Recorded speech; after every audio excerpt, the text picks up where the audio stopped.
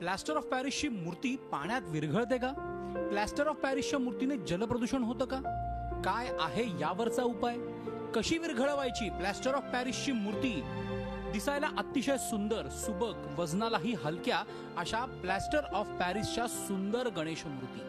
मात्र eco friendly गणेशोत्सवाची चर्चा करताना या मूर्ती बाद होतात, कारण या पाण्यात विरघळत नाही. पण थांबा, यावरही उपाय पुण्यातल्या शास्त्रज्ञांनी शोधून काढलाय.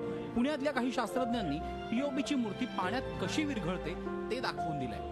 विसर्जनाच्या वेळी खाण्याचा सोडा म्हणजे अमोनियम कार्बोनेट असलेल्या पाण्याने गणेश मूर्तीला जलाभिषेक केला तर पीओपीची मूर्ती पाण्यात विरघळते हे शास्त्रज्ञांनी दाखवून दिलंय. याचा प्रयोगच त्यांनी काही गणेश मंडळाचे कार्यकर्ते, महापालिकेचे अधिकारी यांना करून दाखवलाय.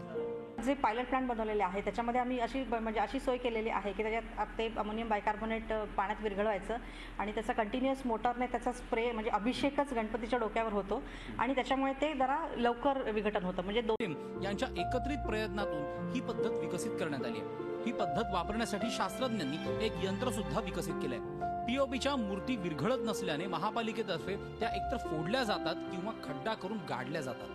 त्यापेक्षा ही पद्धत खूपच चांगली आहे असं गणेश मंडळांचंही म्हणणं आहे. साधारण मागच्या वर्षीचा अंदाज काढला तर पुणे शहरात जवळजवळ 3.25 लाख मूर्त्या अवैध विसर्जन झालेल्या आहेत आणि त्याच्यावर जर या पद्धतीने विघटन करण्यात आलं तर नक्कीच पर्यावरणाचा समतोल साधला जाईल. पीओपीच्या मूर्तींची लोकप्रियता अजूनही समाजात प्रचंड आहे. मात्र जलप्रदूषणाच्या भीतीने अनेकांना या मूर्ती मनातून नको वाटतात.